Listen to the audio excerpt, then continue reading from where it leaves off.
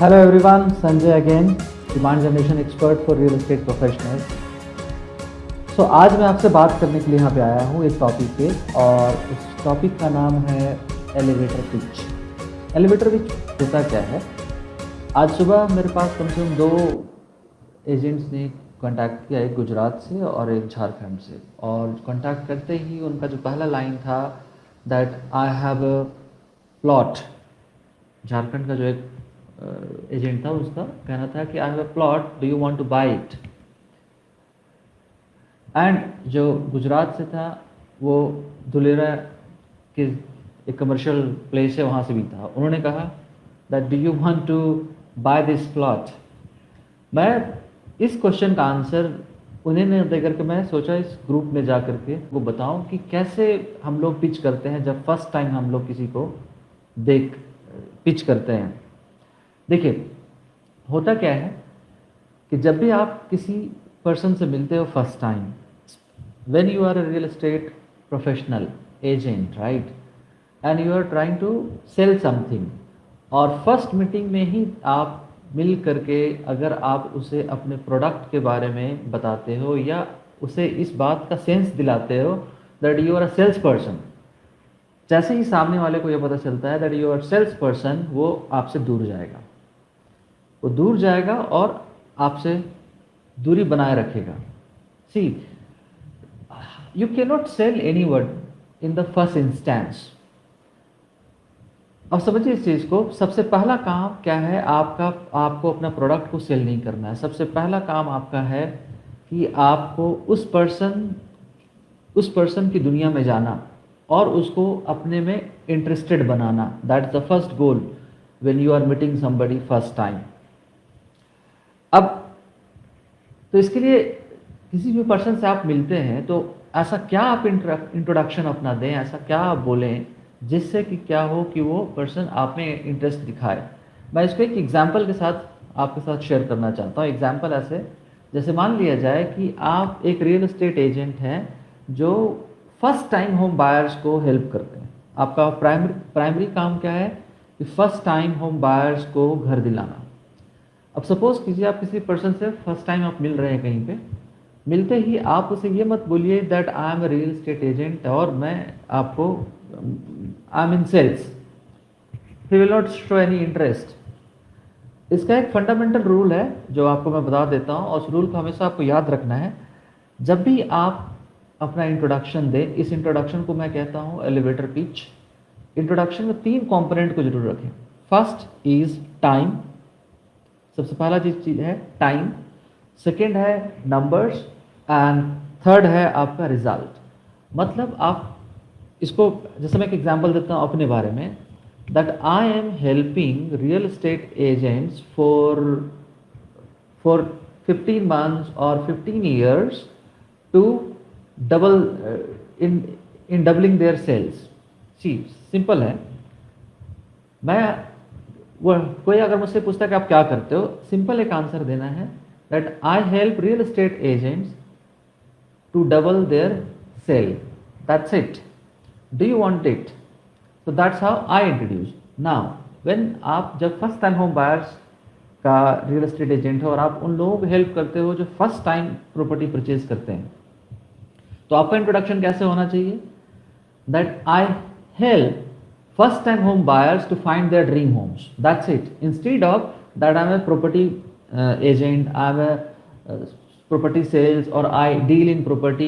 देखिए, ये सारे जो इंट्रोडक्शन है ये बड़े ही बोरिंग इंट्रोडक्शंस हैं, right?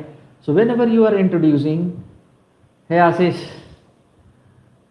whenever you are introducing yourself, don't tell that you are a salesperson. Don't tell that you are a salesperson. Tell that you are a problem solver and you have been solving problem, because that's how people connect. But the moment you say that you are a salesperson, they will go away from you. They will go away from you, right? So I have seen people, ये first meeting जो होती है आपकी किसी के साथ में, you have a very small time, 10 seconds to 20 seconds, और ये 10 से 20 seconds जो आपका होता है, इसमें या तो आप अपने आप को हीरो बना सकते हो उसके सामने, या you can kill your an opportunity, you can kill your opportunity, right? So you have a choice कि आप या तो हीरो बन जाएं उनके लिए, या उस अपॉर्चुनिटी को बिल्कुल ख़त्म कर दें जो कि एक डील में कन्वर्ट हो सकता है। So see, you are a touch point. आप जब किसी प्रॉस्पेक्ट से मिलते हो तो उस मिलने के बाद नेक्स्ट स्टेप क्या होगा कि प्रॉस्पेक्ट नेक्स्ट स्टेप लेगा। नेक्स्ट स्टेप लेगा मतलब वो आपकी दुनिया में आएगा, आप में इंटरेस्ट दिखाएगा, they will like you and gradually they will try to know more about you, right? लेकिन आप क्या करते हो, उस अपॉर्चुनिटी को वहीं पे ख़त्म कर देते हो। मैं इसको कहता हूँ प्री मैच्योर क्लोजिंग सिंड्रोम।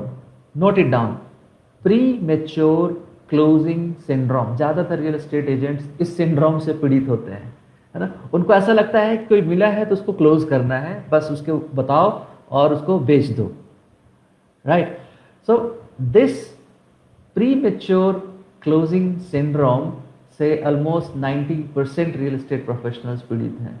और उनको ऐसा लगता है, you have a choice, you can do business, means you can do business through two things. One, that out of desperation, right? You are desperate to close, you're desperate to sell. That's one energy. And the second energy is drivenness. So when you operate out of drivenness, you are a good entrepreneur, you are a good real estate professional. But when you are doing business out of desperation, your energy other people can feel, right? So that's what I want to tell. So I want you guys to go and make your elevator pitch. Just one statement about you. When you make one statement, keep three things in your mind. That the number of years you have been doing that. So number of years you should have. So the time, first component is time. The second is how many people you have already delivered, given the services to, and what result you have produced. So three things. For an example, that I have helped for the last 15 years, one example. So this is the time. For the last 15 years, I have helped 100 people or 200 people or 10 people to find their dream homes. To find their dream homes. That's the one-liner introduction. Or if you are a commercial real estate agent, you can tell like this, that I have for the 15 years or 10 years, I have helped 200 people to find lease or income properties, right? So this is how you can devise your introduction. So you have to divide your introduction in three parts. First is the time, how long have you been doing this? Second, how many people you have served, and what result you have produced. So three things in your introduction, and prepare these introductions. And I am sure, and before you give this introduction, practice it 10 times, 100 times, till the time you are not used to it. Means इस level तक आपकी practice होनी चाहिए कि रात अगर आप सोए हो और रात को 2 बजे मैं आपसे आकर के पूछूं कि आप क्या करते हो, और आप सोकर अचानक से उठ करके आप वही लाइन मुझे बोलो, तो वो उस लेवल तक आपका वो पिच तैयार होना चाहिए। And that can be an introduction जो कि आपका कन्वर्जन में बहुत हेल्प करेगा। So that's what I wanted to share for today. Thank you very much.